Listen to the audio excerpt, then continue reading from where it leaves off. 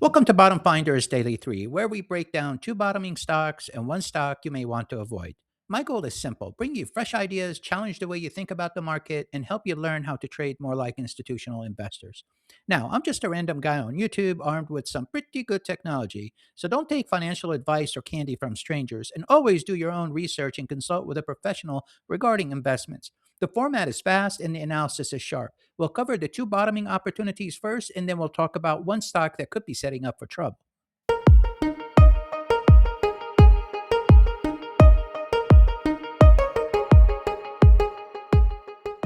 All right, so first up is TIC. And in looking at TIC, we see a demand of 39. This is a fantastic place to be on the demand scale, which tells us there's plenty of room for it to run up. Typically, it's between 40 and 60 is the range. Now, it'll go above or below, but it will just simply turn around in a relative short time. So it is sitting at 39 with coming up from the bottom. Imposing the institutional investors, we see that they are up at the top, which means that they have essentially control of the inventory. And then looking at the retail investors, they're sitting about closer to the middle of the bottom range. I would have liked to see them closer to the bottom, but overall, what this is telling us is that investors are locked and loaded, and they're ready to rejuvenate or tickle the demand, if you will, and get customers back in and purchasing this stock. Now, looking at the volume balance, we clearly see here that they have been accumulating it. They've also been distributing it right about here. So this area has gone through a period of markup and distribution. So, but overall, they've been accumulating it throughout the year, and especially this part here. And when it gets down to all the way down, touching the bottom, that's just like accumulation in force. And here we have most recently. So all of this is telling us that the institutional investors is gaining control or have control of the inventory. Now, looking at the institutional investors for TIC, we see here that they have, as of the most recent quarter, they have gained 19.37 million shares of institutional purchases. So we have institutions that came on and purchased 19 million shares, which is 10% of the overall outstanding shares. We clearly see here that they jumped up from 178 million shares to 197 million. Coming down, looking at the puts to calls, we clearly see here almost like a 9-to-1 ratio between the calls and the puts. So we're off on the calls. So the calls are through the roof. And one thing to note here is this data is as of the last quarter, which is March. Something to keep in mind. You should probably do a little bit of research on where it's at today. In terms of onboarding investors, they're clearly, having investors come on with some very large numbers here, 35 million, 21 million. So they're increasing their positions, and the names that we have in here are I don't know who Viking is or Permian or Gates, but I do see Vanguard. I also see State Street, and I'm sure BlackRock is someplace in here. I wouldn't put it past them. But in terms of who their market maker, I think I saw Goldman Sachs, which is here. So they got a couple of them in there. Looking closer, we might also find Morgan Stanley, but definitely Goldman Sachs is in here as a market maker. Something worth noting. Now, jumping over to the technicals, what I've done is put the price bands on, or price zones, if you will. We see it sitting over here and it's holding tight. So it doesn't seem to want to come below this line, which is good. But overall, what we're looking for it is it's kind of at the top of this price zone, which means that the possibility of it coming down to this level is there. So you'll have to monitor that. But the really the confirmation should be that when it breaks over this $9 line and closes, and then at that point you're looking at a potential growth to $12, and then it's a $3 climb. But at this point, we're looking for it to establish itself in this price zone, and that's what's important here for you to act on. Now, jumping on to the next one, which is EBS. Now, EBS is also a bottom stock that we want to take note of. It is sitting at 39, which again, it is prime. Imposing the institutional holders, they're bumping against the top, which tells us they're in control of the inventory. And then imposing the retail investors, we see them closer to the bottom. Again, I'd like for them to be down here, but I'll accept it. And this gives us room for them to grow as investors get the demand going once again. And by the way, getting the demand going is they'll spike the price and it'll start getting attention, and retail investors will come running. It's been sort of bumping against this $8 line, and it's been holding firm. So this is a good sign. There's a gap right here. I'm a firm believer that all price action closes out gaps. So this gap is sitting at 11. So I suspect that at some point it's got to get back up and close that gap. Now, looking at the volume balance, we clearly see that the volume, the net flow of volume has been going to institutional investors, which means that they have been accumulating in massive sums, with the exception of this little period here, which wasn't really any major distribution. This is where it shows that the chart came up. Let's go take a look at the institutional holders for the EBS stock. And we do see that they have gained 1.4 million of institutional outflows, which is about 3%.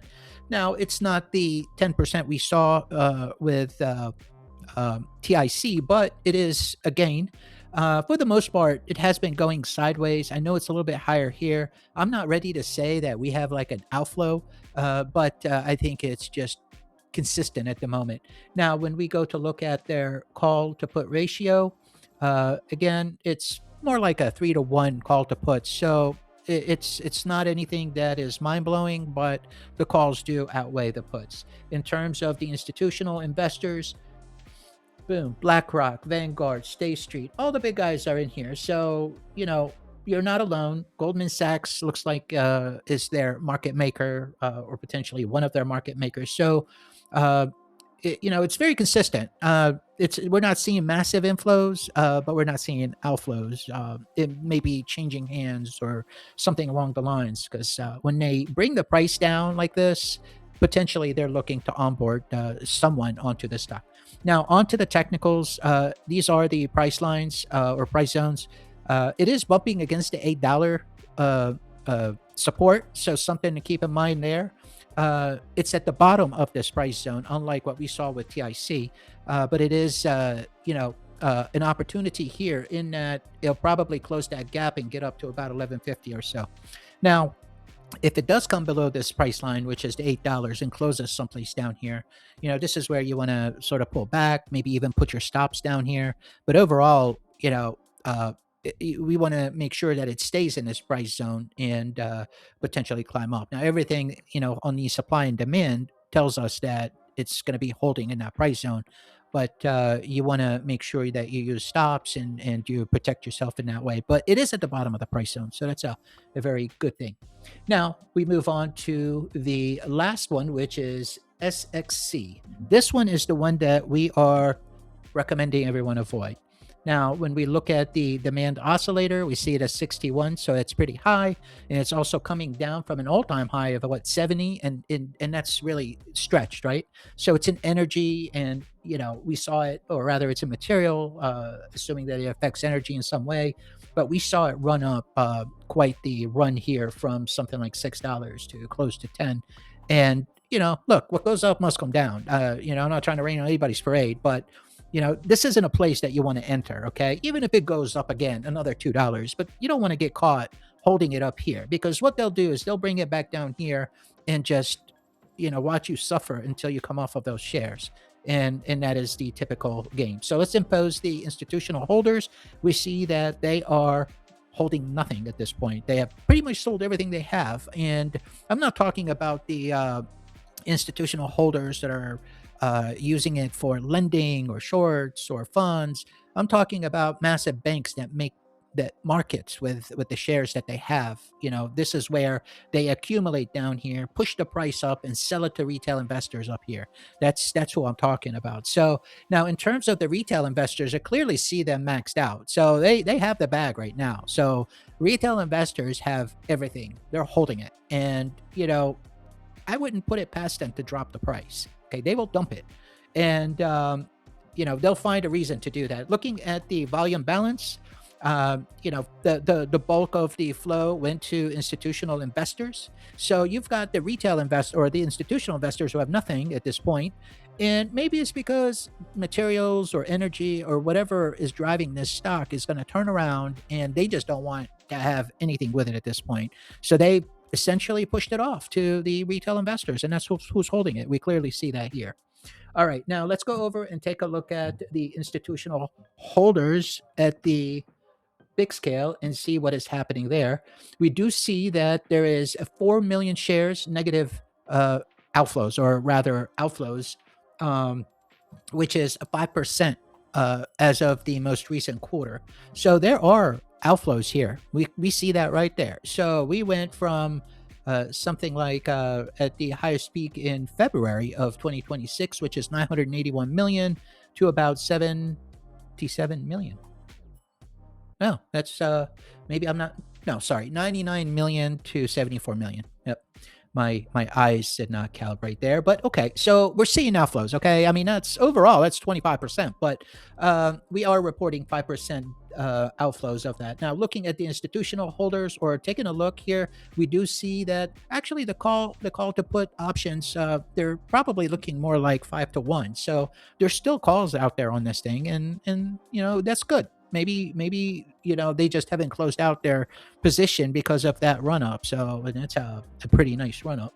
Now, we do see Vanguard is exiting here with 6.7 million shares. Now, that's not to say they completely left the thing, but we most likely will see they still have about 3 million shares. BlackRock is still in there.